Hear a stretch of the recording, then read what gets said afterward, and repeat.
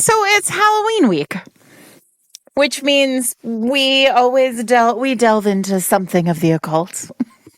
We want to give you what you want, everybody. You deserve nice things, is what we're saying. Oh, listen, my very nice colleagues had to send me flowers for reasons, and on it said, "You deserve nice things." And I was like, oh, apparently I say that everywhere. Oh.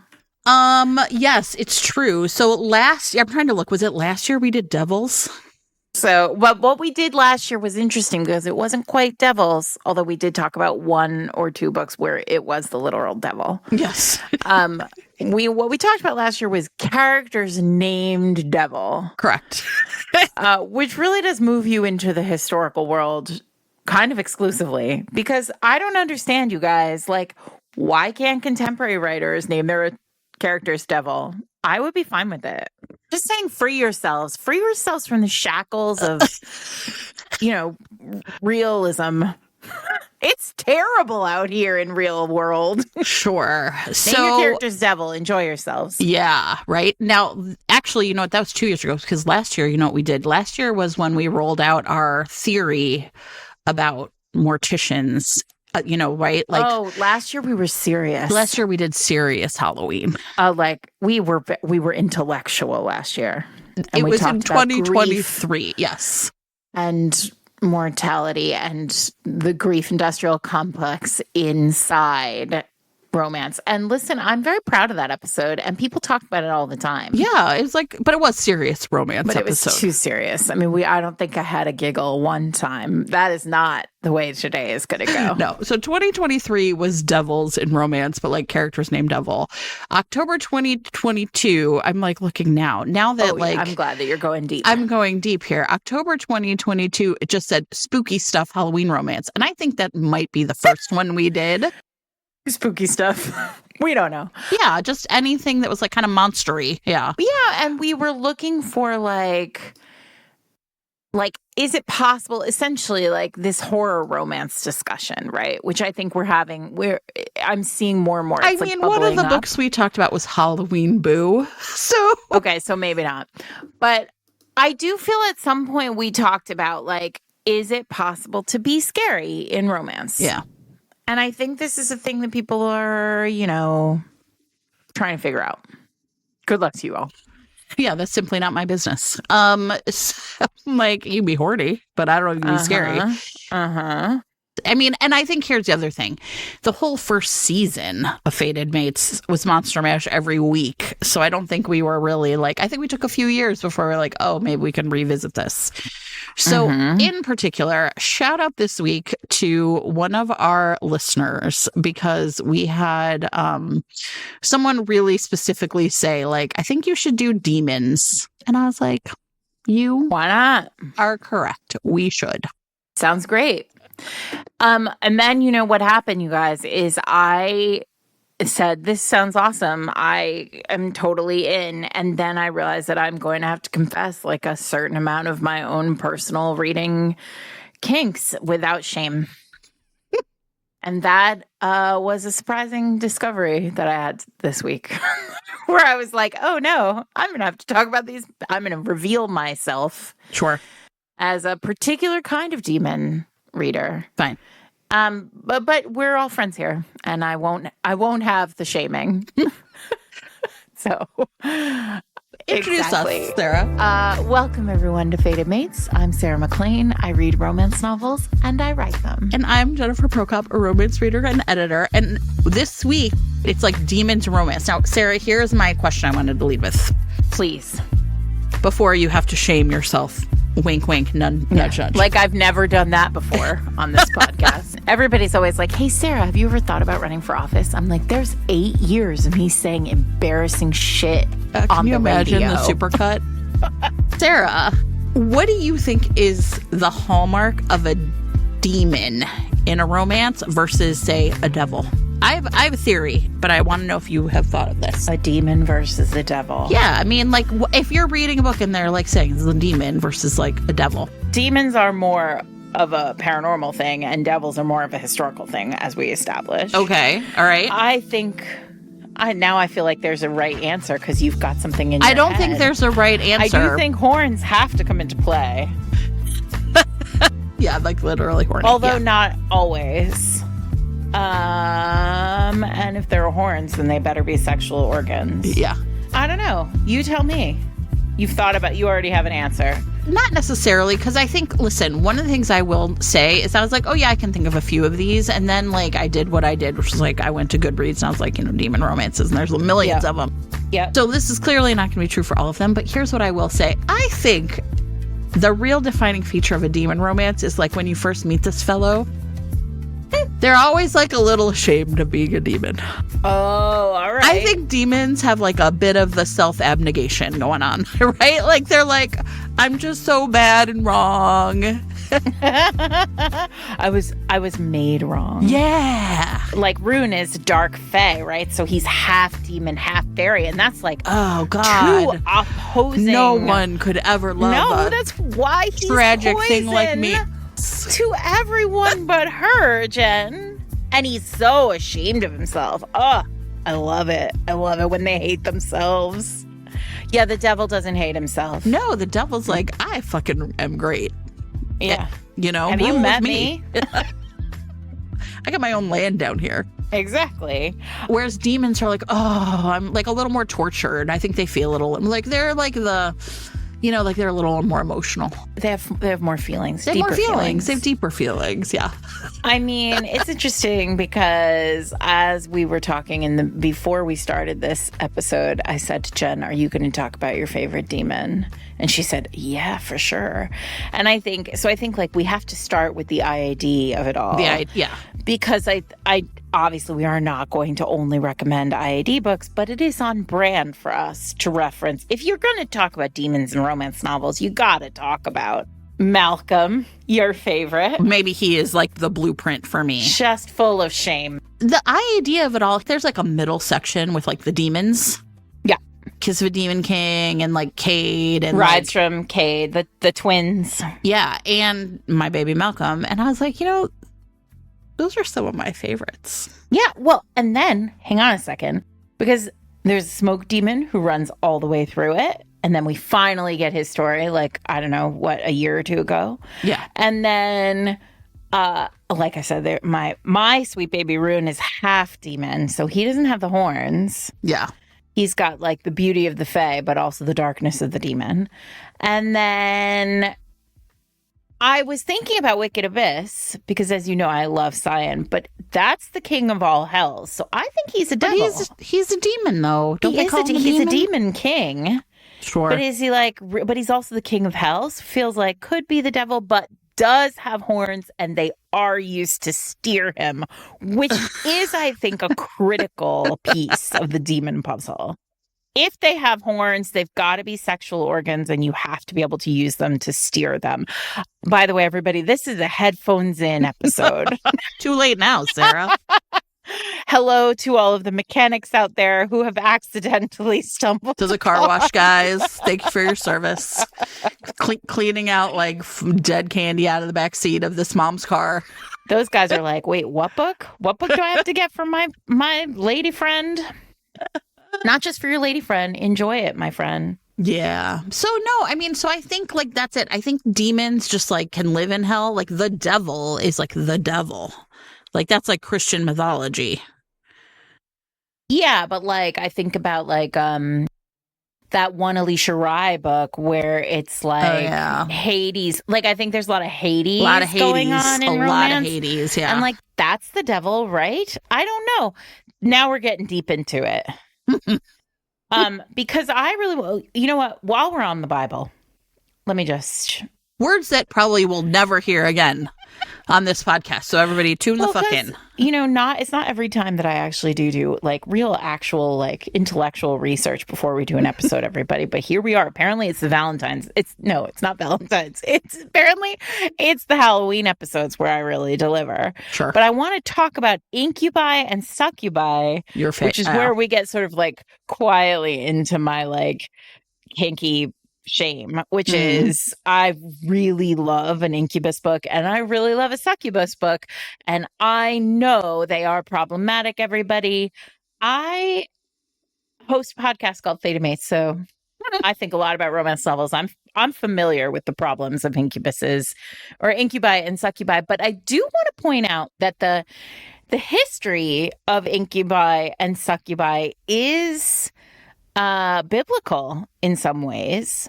The incubus is not biblical, but the succubus is, and this is because of patriarchy, but there is sort of a way of thinking about succubi where Lilith, who was Adam's first wife in the Jewish Testament or the Jewish Bible, Lilith later became a succubus, which feels interesting to me. I just think this is an interesting thing because ultimately later, the concept in like folklore later, the succubus became sirens. But okay. sirens come from Greek mythology too. So I think like there's all this kind of like this idea of women taking semen and using it as life force in like a negative way, like stealing semen. Stealing it, right. Is interesting to me. Like, it's interesting to me because it feels like patriarchal in some way. Yeah, sure. That makes sense. Like a story of the patriarchy. However, yeah. According to Wikipedia, at least, not all succubi were necessarily malevolent in myth. Like, there are versions of succubi who then, like, basically, like, take your semen and they use their own, in the taking of your semen, they, like, gift you with power. So there you go. There are all different ways we can get here. But incubi actually do seem like fucking problems. I mean, I will say the art around succubi is problematic in that it's a lot of like women sitting on like peaceful male men. Male men. Peaceful men in art. And then they are like, and the theory is that they are like wet dreams are the result of succubi like being like taking from you. And then incubi, though, that is like the result of the night terror, the result of, and then those dudes, they come and they like take you while you are sleeping. And so, listen, I don't hate it. I don't really think I am into like demon lore. Outside of romance. Like I was kind of, like, aren't there like, I mean, there are like TV shows, right? Or whatever. Like, I think partly maybe because I don't like horror, but like, you know, the whole idea of like demons is scary. Yeah. Yeah. So maybe I just have steered clear of all that. Historically, the incubus, right? Like, so incubi, this is obviously very heteronormative, right? Like incubi only come for women, succubi only come for men. And the whole concept in medieval Europe, there was this theory that like incubi, if they came to you at night, and you could be impregnated with a witch or like some kind of, and then, or worse, if your child was born with a disability or with a physical abnormality, then the theory was, well, you had been touched by an incubus. So like this shit is used in many ways to like diminish women historically. So that's why in romance, it's like, no, you get a chance to fuck them. Yeah. Don't worry about it. Sounds so great. Yes, I'm with you. Like I certainly am not. I feel it's possible that like Fantasia demon did imprint on me early. Okay. Like that big, like those big horns. Also, Tim Curry in that one movie. I simply do not know what you're talking about. Wait, in Legend. You never watched Legend when you were a kid? Is that the one with David Bowie? No, that's Labyrinth. Oh boy. Same energy. Probably not the same energy at all, everybody. No, I would say Tim Curry is so Tim Curry plays the Lord of Darkness. Now I'm being told by the internet in Legend. He is not the devil. He is the devil's son. So he is a demon. And do I believe that he is, if like this man walked up to me on the street, would I find him attractive? Probably not. But as a child, did he definitely imprint himself on me? Yeah, probably. Okay. So you can look him up. That's Tim Curry from Legend. And these are the horns, though. And listen, there's no question in my mind that Cressley Cole also imprinted on these Tim Curry horns. Here, I'll just send you a picture so that, that I can do a jump scare. I feel jump scare. This week's episode of Fated Mates is sponsored by Zara Doyle, author of Tori and Her Wolf, the first in the New York Werewolves series. So Tori is approximately 90% certain that her mate Hunter is about to reject her, and apparently that is very painful. So she does what any woman in her right mind would do, which is run. She runs in her beat-up Toyota. Terrific. She hides in Scranton, and she Googles Hunter, kind of feeling a little sorry for herself when she notices how many attractive, rich, suitable women are after him. Good. They can have him, Sarah, as long as he does not formally reject her. So her life changes for the better when she's in New York City with an unexpectedly generous new job. There's no way Hunter is going to find her in these masses of people, right? Wrong. Right? She stumbles upon him literally in the gym. She cannot help but notice his incredibly wide shoulders and muscled pecs, but her brain is in charge, Sarah. And so she is just determined to steer clear of him, even though the gym is in her new job's building, even though it turns out that Hunter is not just her boss, he owns the company.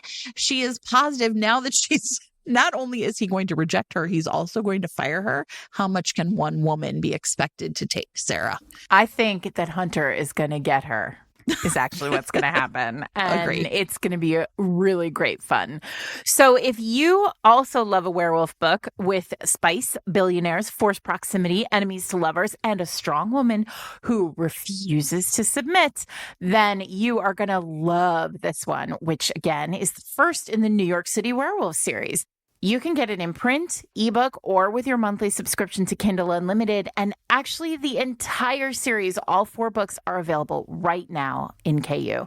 So if your podcasting app supports it, you can click on the chapter title right now to be taken to buy the book. Thanks to Zara Doyle for sponsoring this week's episode. I have a couple other thoughts about a little bit about romance history. To me, demons are pretty firmly situated, or at least were, in what I would call paranormal. Do you see them now in romantasy? I don't know. I don't read a whole lot of romantasy, so I couldn't answer that question. I don't think so, right? I think to me it seems very much tied up in that. And I think that part of it is, okay, back to the whole they hate themselves or whatever, or they feel ostracized. I mean, I think that often these books are kind of they don't really fit in anywhere, right? It's some sort of symbol for they're from hell maybe, or the underworld or whatever, but here they are on earth or whatever other realm they're in.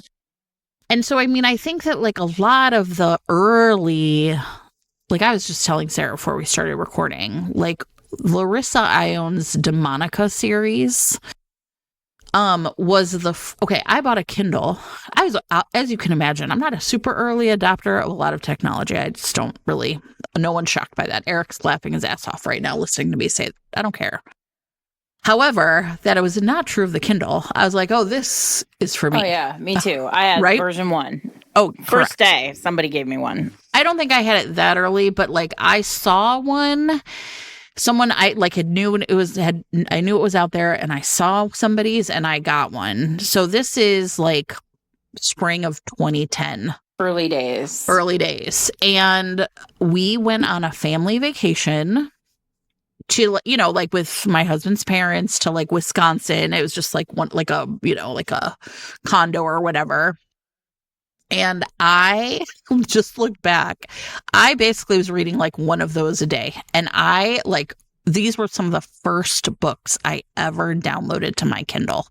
And I looked back and it's literally like I just sent Sarah the screenshot. It's like I ordered one. It was like May 30th, May 31st, June 1st, June 6th, where I just was like mainlining these books. Yep. So, and then I remember. What year? 2010. And I think the Kindle came out, that's the heart. I mean, that's the heyday of paranormal. Yeah, right. And I also read a series by Richelle Mead, Succubus Blues. Succubus Blues. Now, listen, I was going to talk about Succubus Blues this episode because I really did love those books. Richelle knows how to write a book. Mm-hmm.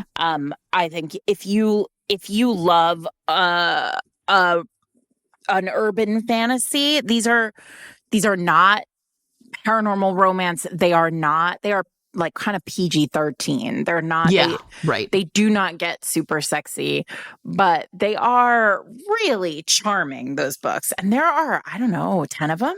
Yeah. I don't know. I read those, I think, from the library, maybe. Those, and that's back. Here's what I also remember about those Richelle Mead books.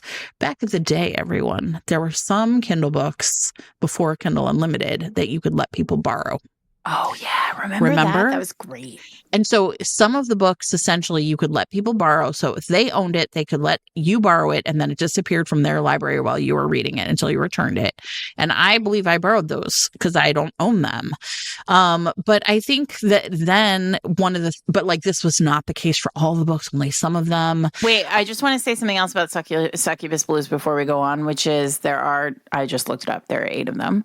Okay. 6 novels, and then it looks like 2 novellas. Maybe I was going to say 6 was stuck in my head, but okay. Yeah. And then, so this is urban fantasy, which we haven't really talked about very much on the podcast, but leans more toward the Ilona Andrews, J.D. Robb side of things, where this is Georgina Kincaid is the heroine of this series. Mm-hmm. She is a succubus. She works in a bookstore in Seattle, and she is like kind of obsessed with a human named Seth, who is, which like now that I'm sort of recounting this, like Seth is a really great human name. Like, sure. You know what I mean? Like a human dude who's like hot, but very human, right? Seth. And Seth is, and she's like, obsessed with him, but she cannot touch him because if she touches him, like she'll kill him, like he'll die. So it's cute in that it's like charming because she's like got this crush on him, but also there is like kind of obviously more going on. Like there's, demons and baddies and other bad guys, and she ends up being the one who has to sort of like save the day every book. And these are very fun. Well, and I think the other thing, like, I don't know if we've ever talked about like urban fantasy before. It feels like a dated phrase. I feel like I just call it like contemporary fantasy now. Like, right? Like essentially it's set in modern times. And usually right? Yes. in a city. Like it's usually like, these are set in Chicago, or in this series is set in Seattle. Yes, right, exactly. And there were tons of series like this, right? A bunch of, and they were all great. Yeah, and a lot of them were like, it was interesting. Like there were ones like this that were kind of more romancy, although like you said, that was like strictly PG-13. But then there was like the Dresden Files by Jim Butcher. And those were all, those were more like on the mystery side, I would say, in which like Harry Dresden essentially is and listen, I remember these really vividly because I listened to all of these in audio because the narrator in audio is the guy who played Spike on Buffy. And you loved that. Yeah, and he's a professional wizard, but he's always like, running into demons and vampires and all, like solving essentially all of these like kind of paranormal problems. Yeah.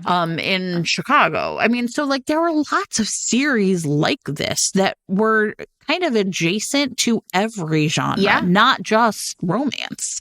I mean, this was, like you said, like the heyday in some ways of like kind of paranormal. And so there are lots of series like this. So, the Larissa Ione Demonica series was firmly romance. I would call the Rochelle Mead ones more kind of like swing, right? Like they had romance elements, but like you said, like it was all like kisses only. The Jim Butcher books, the Dresden Files books were more like kind of paranormal mystery, I would call them. Yep. And then there was like Janine Frost had a series, the Night Huntress series. Yep. Those were all Cat and Bones. Was that his name? I think so. I think that's his name. But Cat, the heroine's name is Cat. And like every single book, it was like Cat and Bones against the world. And she was a half vampire, though. Yeah. So, I mean, I think the whole like demon thing, now it's interesting because, okay, as paranormal fell off and like kind of romantasy kind of rose up, it felt like who was going to like sort of revive demons? And I feel like it happened in concert with the witch revival. Then you get like books, for example, like A Witch's Guide to Fake Dating a Demon by Sarah Hawley, right? Well, where Sarah, we know, is a huge Cressley Cole fan and was long before she was a writer. But these, she did an episode with us early in the rom-com-y demons, right? They're still, you know what I mean? And I really loved that first book. I don't think I read all the rest of that series, although now I'm like, I don't know why not, just because sometimes it gets away from you. And so I think that like and then of course it also was the rise of like monster fucking. And so you get like demons reappearing kind of because I think they were a little more, you could do anything with them, right? It wasn't like vampires or, werewolves where it was like, it felt like it was so like locked in. Everybody was like, well, this is how it is, And so I think that now it feels like there's a lot of books that maybe are featuring demons because they weren't as pigeonholed into being a certain kind of thing. And some of them are like kind of read like vampires to me, and some of them kind of read like rom-com. I mean, so I think there's just like interesting now when I think about demons, I feel like there's just more of I don't know. There's just like more of them out there because like you can make your demon whatever you want. The blueprint is not so intense as it is like with vampires. Yeah, but I also think, it's interesting that you bring this up as like the demon, the renaissance of the demon. Because I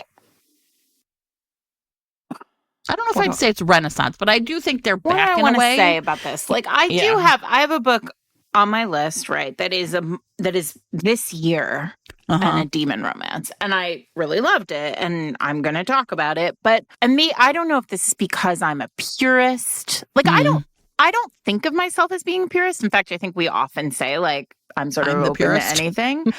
Like, but I think for me, I want a character like a demon to not be cute. Right? Like.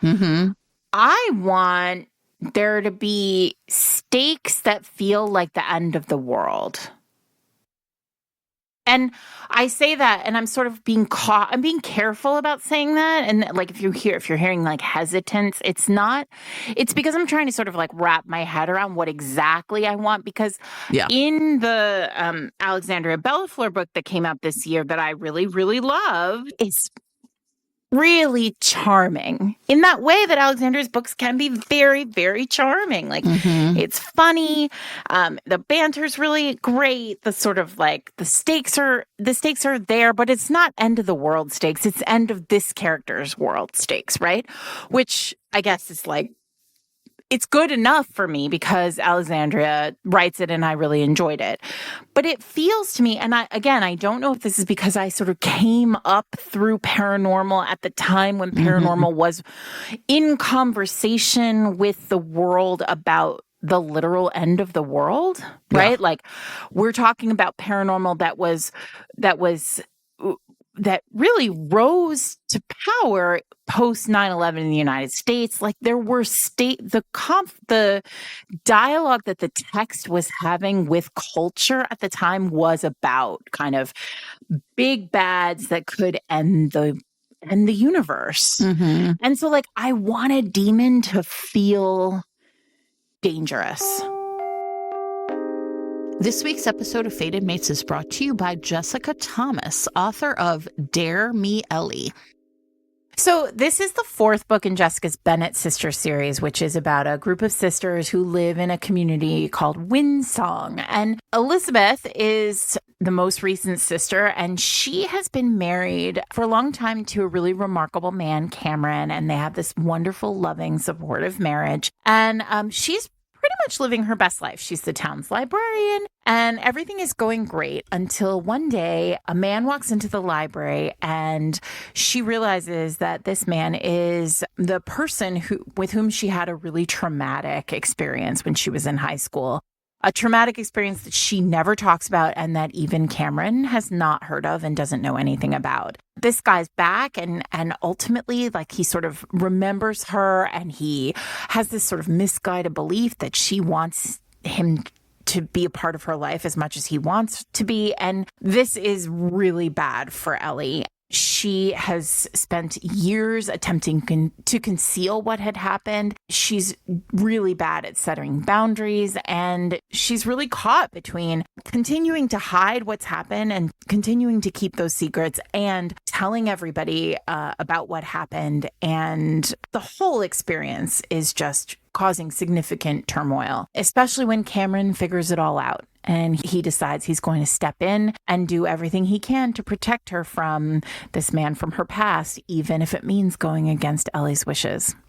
So this sounds like a really interesting plot, one that like really is a marriage in trouble, but like the trouble is what begins the book. And so how do we support each other through difficult times, especially when those times are so rooted in the past? So this has like the opportunity to be a really unconventional and interesting love story for romance readers. And please know that Jessica is committed to the happily ever after, even after characters face challenges and heartache. So you're in safe hands. If your podcasting app supports it, you can click on the chapter title right now to be taken to buy the book, which is available right now in print and ebook and with your monthly subscription to Kindle Unlimited. Thanks to Jessica Thomas for sponsoring this week's episode. I want a monster to feel dangerous. Yeah. And I think now they are sexy. They're like sweet. Like orcs are not dangerous. They're sweet. Yeah. I mean, so for example, I know that you enjoyed the Kimberly Lemming has demons. I did. Right? Yeah. So I think that it's the time just I got really drunk and yeeted a love potion at a demon. Right. Is that what it's called? I think that's like the fluidity I'm talking about, right? And then you have like a Lady of Rooksgrave Manor, which is straight up demon fucking. Like just that's all there is, right? And I mean, I actually listen, I enjoy a dirty book. And I was like, wow, this is a lot even for me. You know what I mean?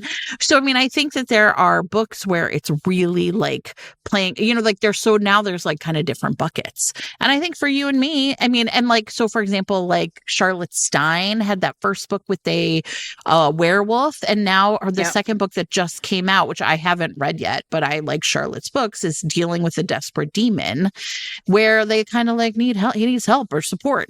Yeah. Right? I mean, and Heather Guare has a demon book, Demon Lover, which was really fun. Yeah. And he's like blue, like the Ice Planet Barbarians, horns, like Cressley's demons. Like, I mean, he's sort of a great combo of things, but also an incubus, everybody. So, I think there's just a little more of everything when it comes to demons. There is more maybe. of everything. So but I do think I think this is one of those episodes where obviously we're going to bounce all over the place, but I do think that we have to have conversations about like old romance in order to have conversations about new romance here. Yeah. And I also think when I was thinking about like, what's the order I want to talk about these books that I've picked in? And I think it's most problematic to least. Fair. You know what? Okay. There you go. And like, when I say problematic, it's like, imagine it like in like cursive. Problématique.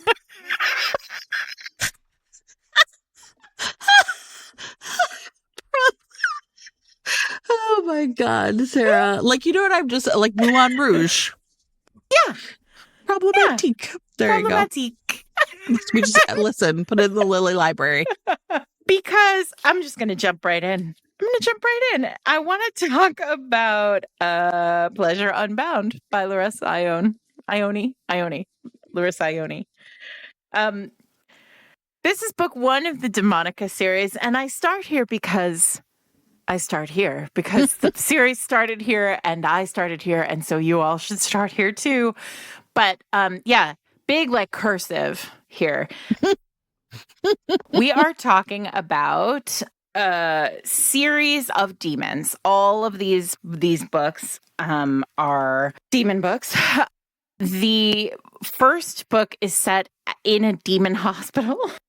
This is, again, another situation where it's like urban fantasy in the sense that it is set against our real world, like the current, like it's all happening like in the real world. So Pleasure Unbound, the hero is, so the demon hospital is the place where like when the demons fight each other, the different like factions of demons fight each other and they get hurt, they are sent to this hospital that's like basically like Switzerland. It's like you can't fight each other in the hospital. Like when you're here, you have to be you can't harm other demons. Problem is that our heroine Taylor is not actually a demon. She is a demon slayer. So think like Buffy. This whole series is clearly very inspired by Buffy. Like Larissa's obviously like a Buffy lover. Taylor is, like I said, a demon hunter. She gets into like a kerfuffle. She ends up at the hospital. And when she gets there, she, like all the demons who work at this hospital, because it's sort of like a public hospital, like, and you could accidentally sort of stumble into this hospital, they're all in disguise. But the head doctor, who is an incubus and has brothers who are also incubi, a family of incubi, if you will, immediately is like, looks at her and all the demons are like, no, fuck this. Like humans are the worst. Like there's like a demon Bible that's like basically like humans are the worst. And he's like, well, humans may be the worst, but like I'm a doctor and I have like demon Hippocratic oath. And so I have to take care of her. So he like heals her and like I can't remember, he like either puts her into a coma or like she's in a coma, but point is she's unconscious. And his brother, who is the demon that she was going to hunt, turns up at the hospital and is like, fuck your Hippocratic oath. Like, fuck this is a demon hospital. This is humans are the worst. Like, I'm going to go in there and I'm going to kill her. And he's like, you can't. And so the brother's like, okay, well, I'm at least going to mess with her. And so this incubus goes into the hospital room. And this is where we get to the problematique part, which is he goes into the hospital. She's unconscious. And he like starts to like give her a sex dream, the brother. Oh boy. And so the hero walks in and is basically like, hey, fuck you. You can't mess with her. He's also, of course, like instantly like, oh, I got like, she's amazing. He's very drawn to her, right? Also, it's important to note that this hero is like a sex demon who has like, if he doesn't have sex a bunch all the time, he dies. So, but big problem, everybody, because in order for him to have sex, this is a lot. I feel like I'm all over the place with this book, but you're going to want to know the key things here, which is like if he takes a partner and is in love with her, like when he makes like a fated mate situation happen, she has to be able to come. Like that's part of the deal, right? Yeah. Or else I think like if she doesn't come, he doesn't come, which I love it. I'm for parody of orgasm. Problem is our heroine does not come, like has never come from like a partner in sex, like does not do this business. So anyway, he walks into the coma room and discovers his brother has been like messing with her. He like goes off the handle. He sends his brother out. But like now, Jen, she's like really in heat. I'm like, what is an incubus to do?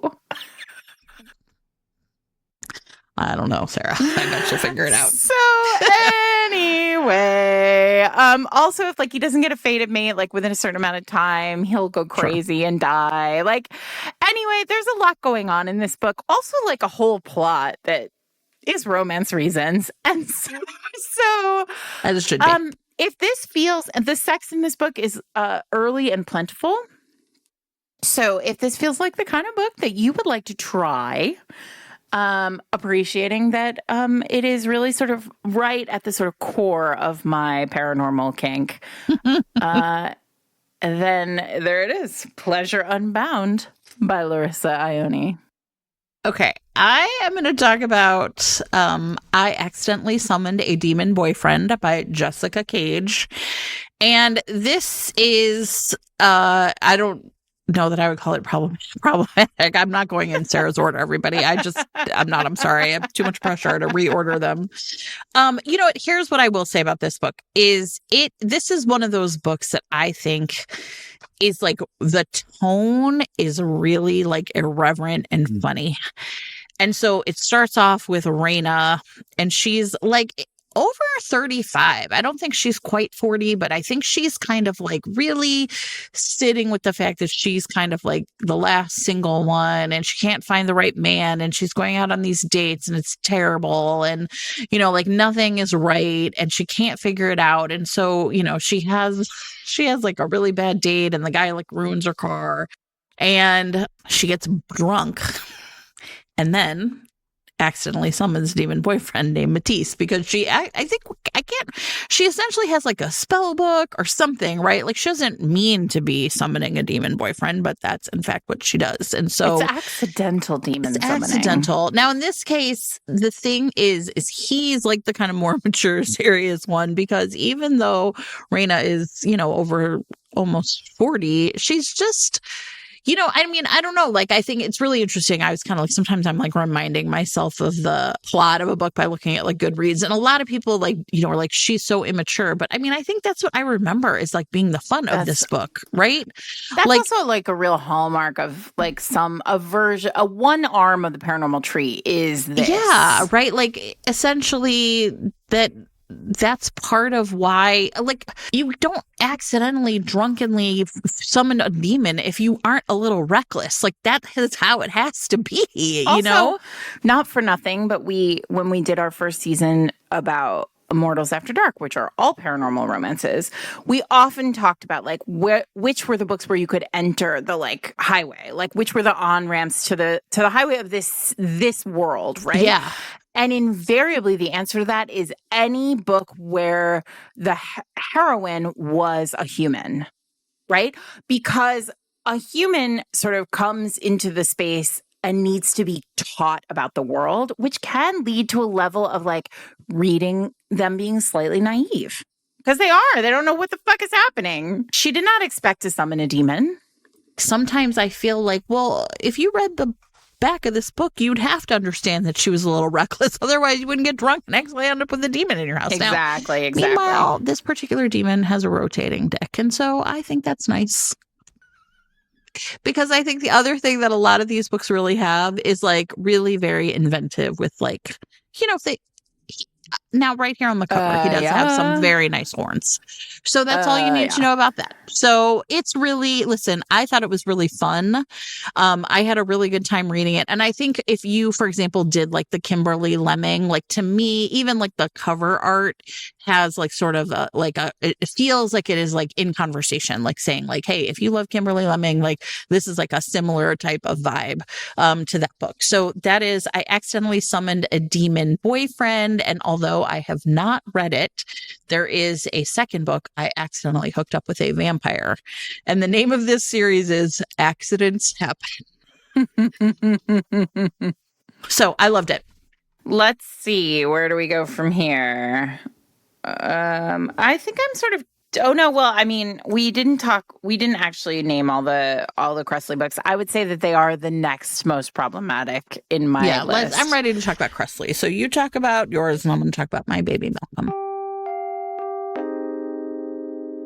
This week's episode of Fated Mates is brought to you by Rachel Runya Katz, author of Isn't It Obvious? So I talked about this book on the fall preview episode because I think this is such a charming setup, and I love a You've Got Mail retelling. When high school librarian Yael's secret podcast starts to take off, she is kind of at her wit's end. Like, she's got the burden of the podcast, but she's also a school librarian, and she's also got her own mental health, and she runs a queer teen book club after school. So to maintain her anonymity and to maintain, her own like sense of self-preservation, she hires Kevin, a remote freelance editor and producer who can like help her keep the podcast afloat as it starts to really take off. To maintain her anonymity, though, she has a very strict rule, which is they communicate only via email, and Kevin only knows her by her podcast persona, L. Little does Yael know that Kevin goes in real life by his middle name, Ravi, and she's met him before when he tried to sneak out of her bedroom window after a one-night stand with her roommate, Charlie. Anyway, she never expects him to show up to volunteer at the queer book club she runs, but suddenly there she is.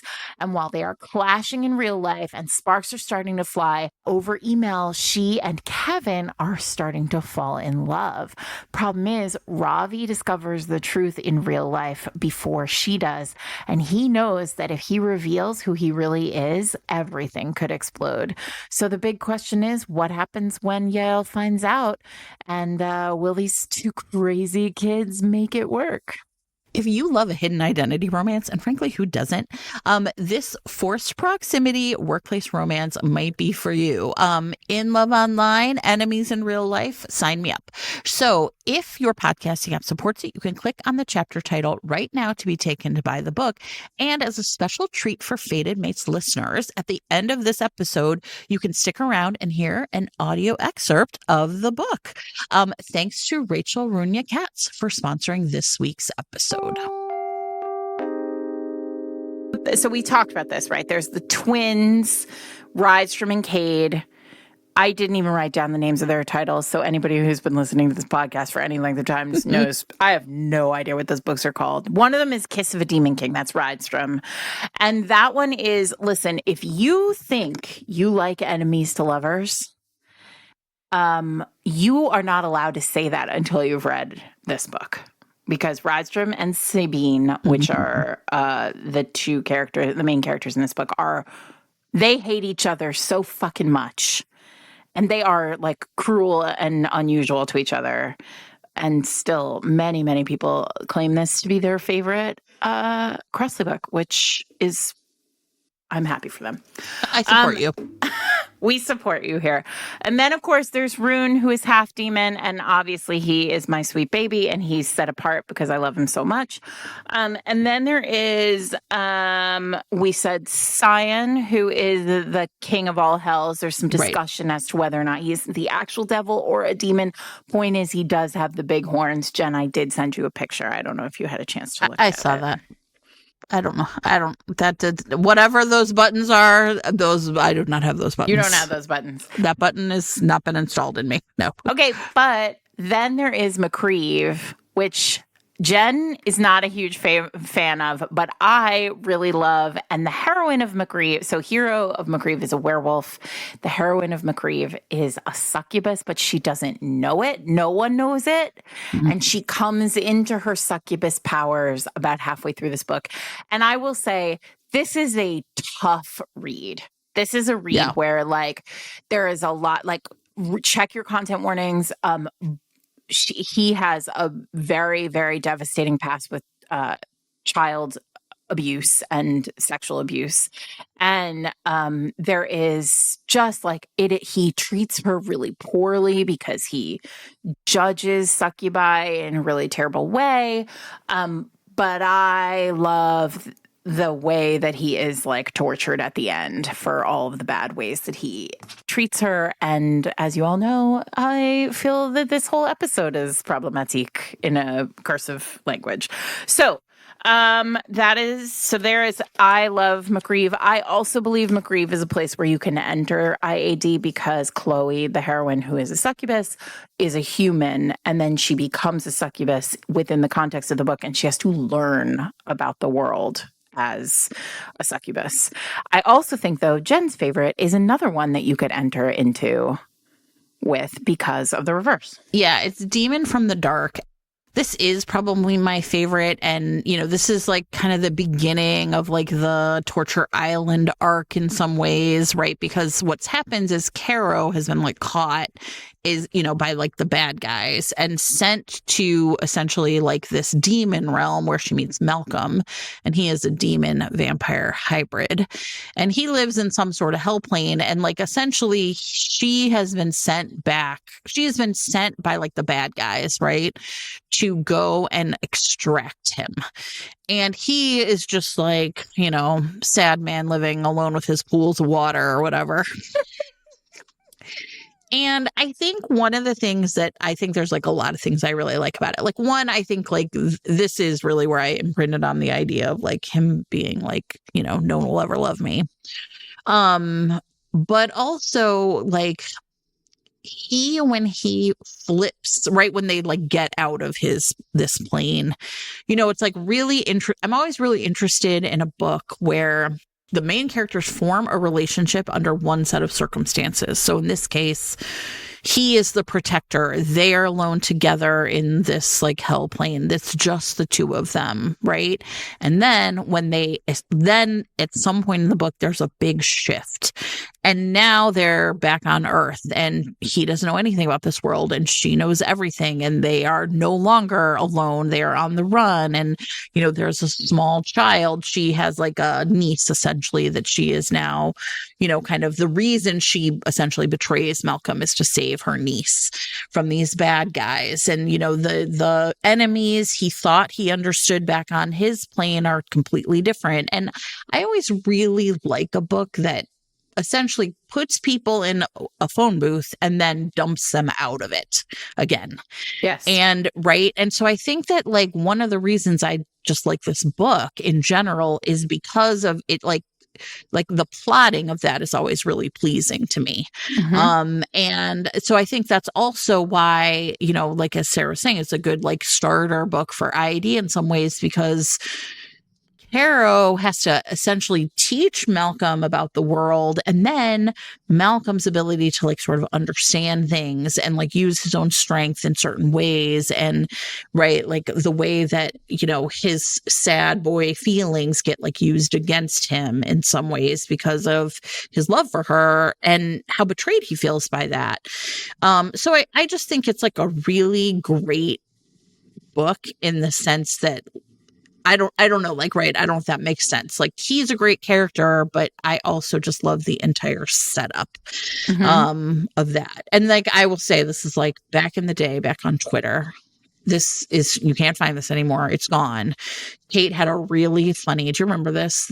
A really funny thread on Twitter that was like, which one of your romance heroes, how would they act at Halloween, right? Doing trick-or-treating. Mm-hmm. And it was really funny. It was like hilarious. And I was like, you know, like Malcolm would be like shocked at bobbing for apples because he'd be like, how are they wasting water like this? Because that water was like at a premium in his little hell plane. And that's the thing, like, right, he gets to Earth and she's like, yeah, we got to get out of here. And he's like, rain is falling from the sky. What are you talking about? This place is fucking great. And she's like, wait till you experience a bath.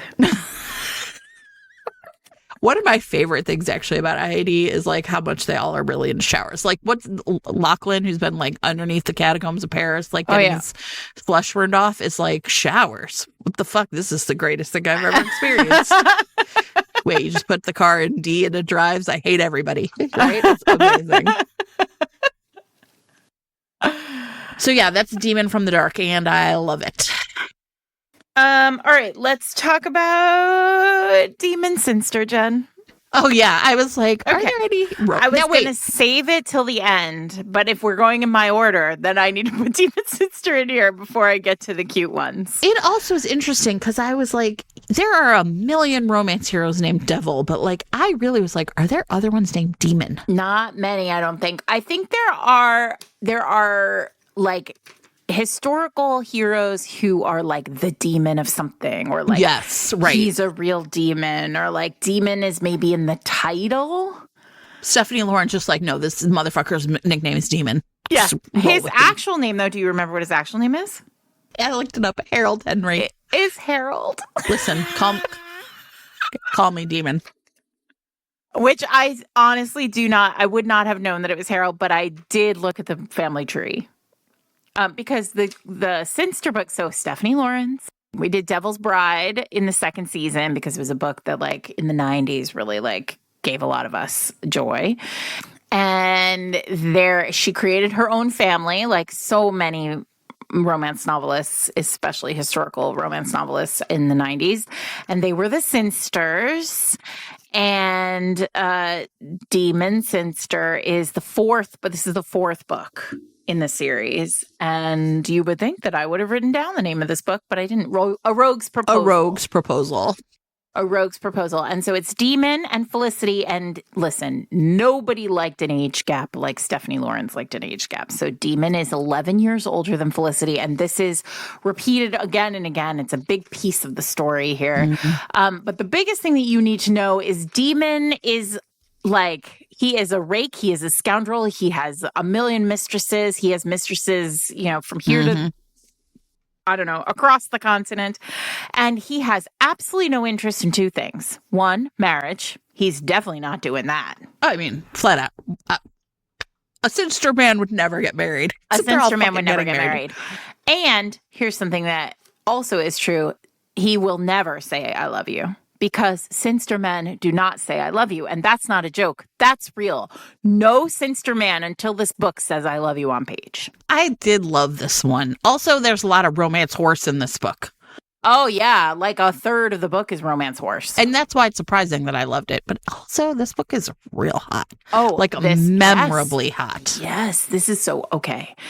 Stephanie Lawrence is sort of, I'm sure I talked about this in season 2, but I'll say it again because so many of you are new here.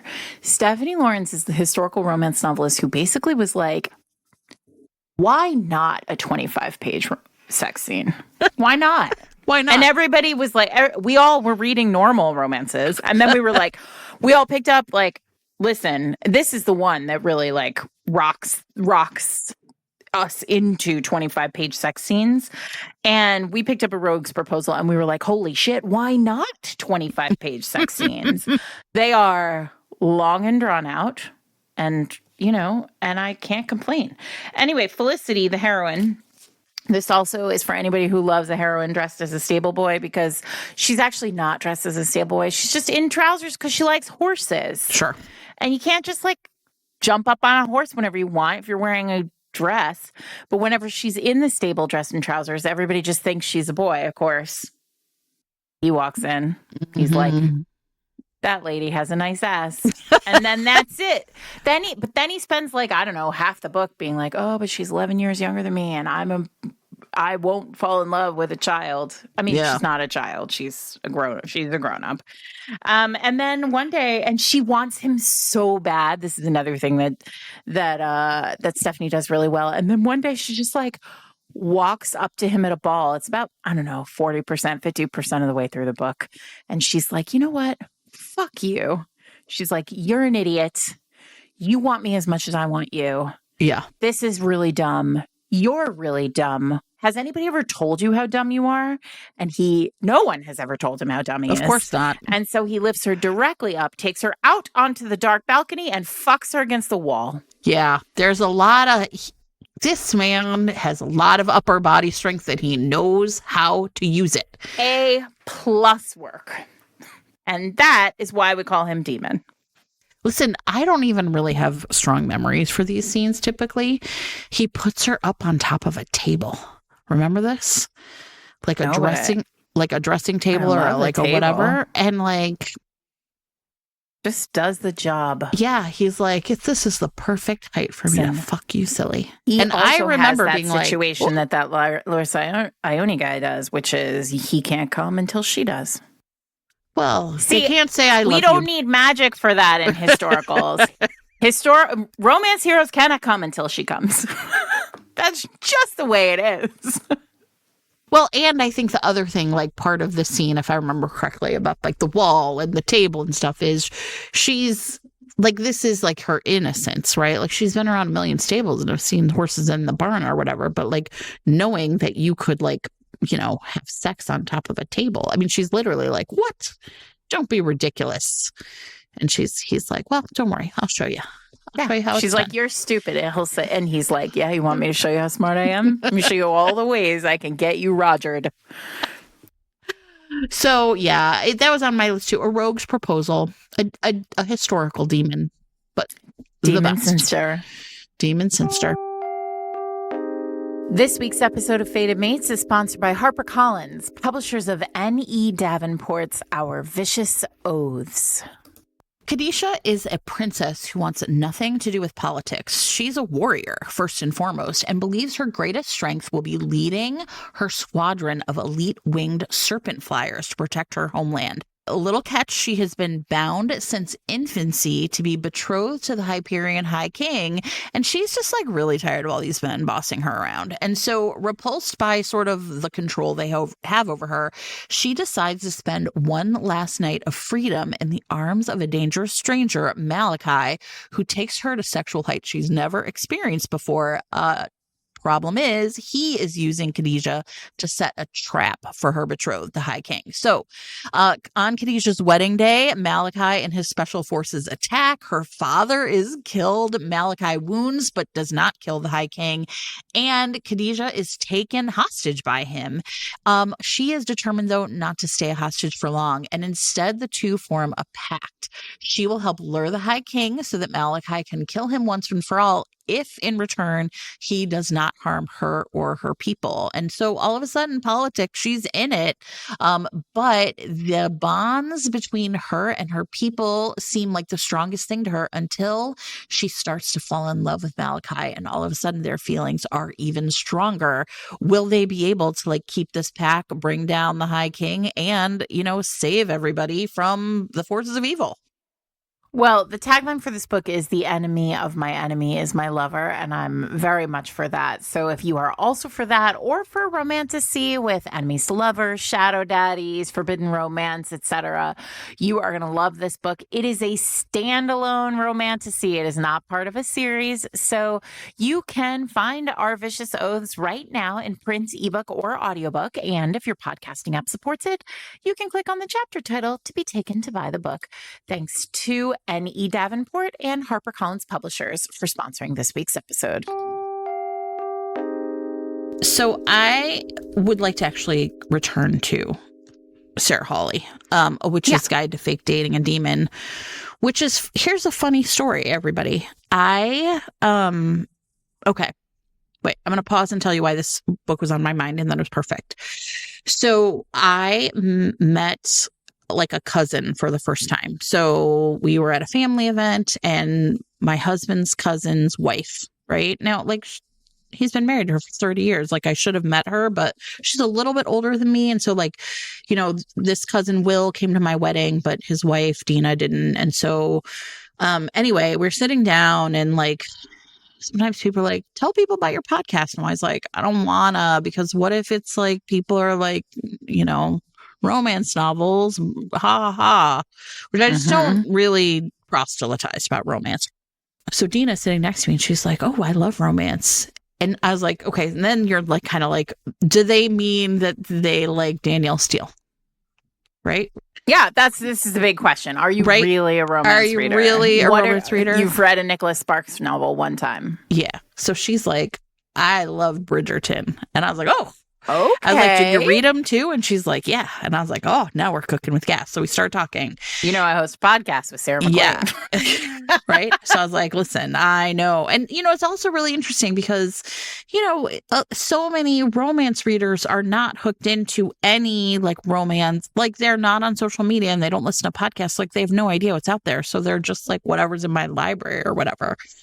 And so we were chatting, and I actually there was a big sale, I'm sorry, at Amazon. It was like buy two get one free. So I was like, all right, I was like, Dean, I'm going to send you some books. So I got on that sale, and I sent her like one of your books, and I sent her a Beverly Jenkins, and I sent her like a Lisa Kleypas. And so I was trying to and then I was like, okay, like now I want to think about, like, I sent her a Kennedy Ryan, I was like really trying to what are the great romances that are available at this sale. And one of them was this book, right? Which is guide to fake dating a demon. Fun. Because I was like, sometimes people, it's a little different. It's a little different, but like, give it a shot. And I really did. I think I probably talked about this book before on the podcast. I really did love this book quite a bit. And part of the reason is because along with, so Mariel is the main character, and she, it has been foretold that she is going to be the most powerful witch in centuries, but she cannot figure her shit out at all, right? Like, so her parents are like, why can't you do any of these hexes and spells right? And she's just like, I just want to like bake. Like, what's going on here? And so like, essentially it's like, there's a lot of family pressure.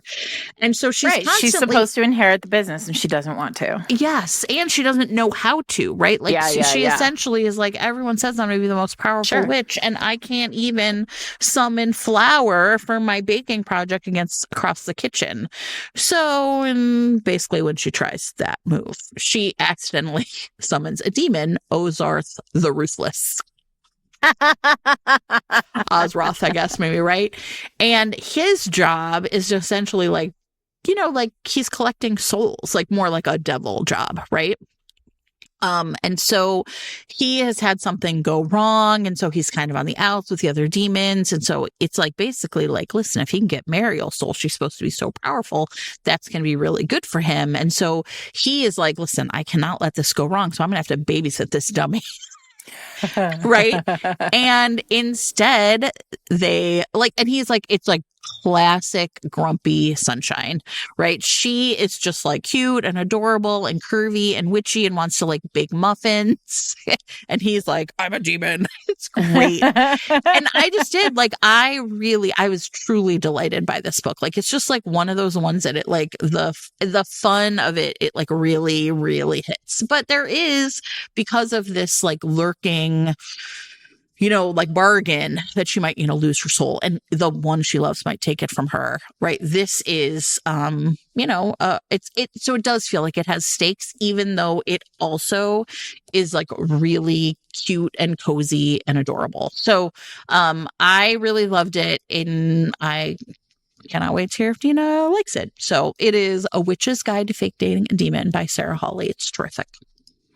I love it. I want to talk about Alexandria Bellaflora's The Devil She Knows, which I sort of mentioned earlier, but I want to get into. It is sapphic and it is delicious. And if you have read any of Alexandria's other books, it's sexy. So there's a lot going on here, but there is something really charming and funny and sweet about this book as well. Like I said, it's full of banter, and here's the tee up. I'm going to give you the like meet cute. So our heroine Samantha has had like the worst day, which it feels like this. We've all seen the romance that begins this way. Like, her girlfriend has left her. She is like, she doesn't have an apartment anymore. Like, there's sort of a lot going on, and she gets into the elevator. And she's just like having a really bad day, and there's no one else in the elevator with her. And then there's like the lights go off, and there's like a crack of thunder or like a flash of lightning, and then boom, there's a woman in the elevator with her. And this woman is the most beautiful woman Samantha has ever seen before, ever. And she introduces herself and she says, "Hello, I'm Daphne and I'm a demon." And she is there to basically say this is not a three wish rule, but it's a Faustian bargain. Samantha gets 6 wishes in exchange for her soul. Okay. And Samantha's like, this is going to be great. I don't need 6 wishes. I need 1 wish. And then you will never get my soul because I never finished the wishes. I just feel like people really seem to think they can loophole. And I don't think I have that in me. I really think I'd be like, my soul, I think I need it. Yeah. And so you all know how this goes. So then she's basically like, okay. So Samantha says like, I only need 1 wish. And Daphne's like, sure. Because what we don't know right away is that Daphne has taken 999 souls And the rule in hell is that if you get 1,000, you are free of your own demon personhood, demonhood. And so the devil is like, the devil is very intelligent. As we all know, he's very crafty. And he basically, like, this is the setup. So Daphne is basically like, okay, fine, you only need one wish. What's your wish? So Samantha makes her first wish with the idea that, like, this is the only wish I will need because it will make my girlfriend love me again. And that will bring my life back to normal. Like, all I want is for this woman to love me. I love this too, because, like, because it sets it up where, like, there really is an internal conflict here. Like, Daphne might be falling for Daphne, the demon, might be falling for Samantha, but, like, all Samantha thinks she wants is a different person to love her, right? But at the very beginning, Daphne's not falling in love with Samantha. Daphne is just like, fine, I'll give you all of your wishes. I'll give you this wish, but I'm going to give it to you with a twist that makes you have to use the next one. The rest of them, yeah. Have to use the next one. Except by the time they get down the rabbit hole to, like, wishes 4 or 5, Daphne is in love with her. Yeah. And so the internal struggle here is it my, like, at what cost? Like, if I take your soul, I free myself. But if I take your soul, you're beholden to him for 1,000 wishes, 1,000 souls. Right. So it's emotional, it's sexy, it's funny, it's bantery, it's clever, it's like Faustian bargain, which I always love as a structure. And I had a great time reading it. Yeah. That's Alexandria Bellaflour's The Devil She Knows. And then I just have one more that's just very sweet. Okay. Like a full spectrum of demon romances. And that is Heather Guare's Demon Lover. So everybody knows that I actually really love Heather Guare. I still think Preferential Treatment is one of the best romances and one of the best billionaire romances I've ever read. And the structure of this book is very short. It's about like 120 pages. Maybe a little bit longer, but, like, it's a tight read. And our heroine Autumn has been having these, like, back to Incubi, has been having these, like, super sexy dreams every night. And, like, every night there is this, like, horned, like, you know, glowing-eyed, blue-skinned, just sex god who comes into her dreams and, like, fucks her and, like, gives her a great deal of pleasure to the point where, like, she really looks forward to going to sleep every night.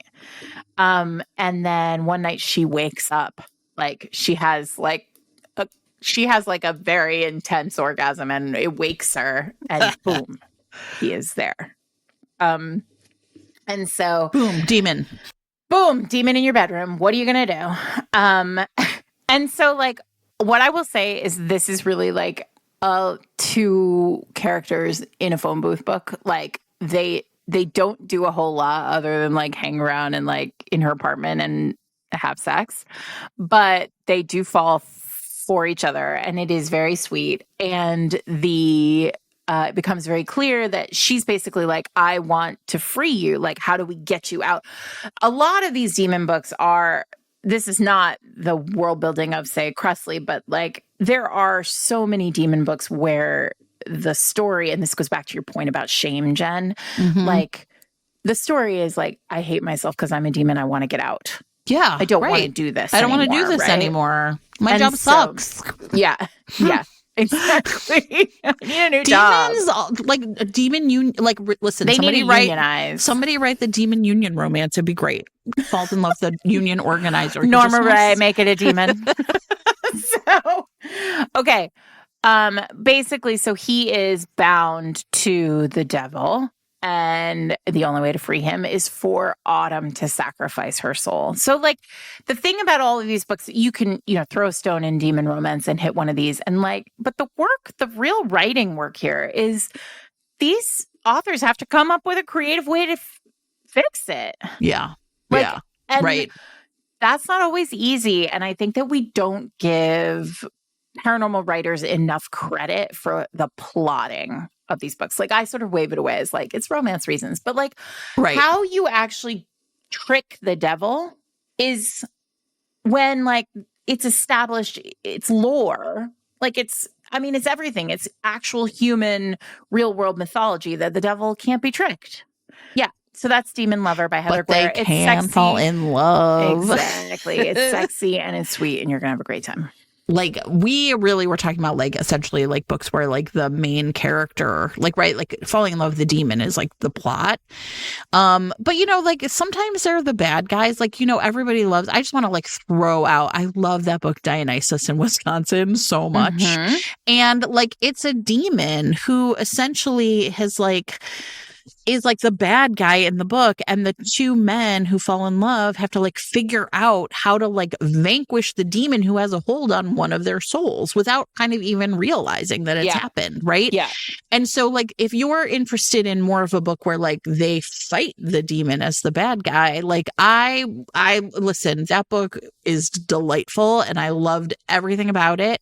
And I just think it's also like, I think one of the other things I was thinking is a lot of these books is they really like lean into the like sort of like the teamwork aspect of it, right? Like if there's a bad guy and a demon, like we have to figure it out together. And that is the root of a good romance. And it's the root of a good, right? These stories are often about like, that's it. We have to band together to figure this out. So, yes, you know, these are, I think that's the thing that these like demon books often I think lean into community, whereas like, you know, devil books are just like, you know, I'm the big bad.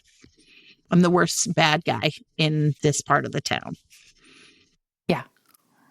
But now I'm gonna take you to Gretna Green and marry you. Devil in winter. Exactly. You can't love me because I'm unlovable, and also I've never felt a feeling. Yes. Oh no. And demons are like, no, I have every feeling. Demons are like, oh, I have all these feelings of I'm not good enough. Yeah. I love a hero with shame. See? Exactly. As everyone knows, there has never been and never will be a Sarah McLean hero who thinks he's worthy of the heroine. Why would I write that? I have no idea. Today is Eric Mortenson's birthday. Eric is our producer. He also lives in my house with me. And we love him, and happy birthday to Eric. We are Sarah McLean and Jen Prokop. We are Fated Mates, and you can find us every week at fatedmates.net. You can find us online at Fated Mates Pod on Threads and Instagram, or you can find us on Fated Mates at Blue Sky. We are available at fatedmates.net and wherever you get your podcasts every Wednesday. Fatedmates.net will also bring you to collections built by our listeners, by experts, by authors who we know and love. You can head over there and click on collections to see. And they are built by real humans, not by algorithms, and all related to like fun microtropes. You can also click on episodes to go read show notes, where every book we talked about this week will be listed in show notes, along with other things like, you know, articles about incubi and succubi, those kinds of things. You'll have a great time.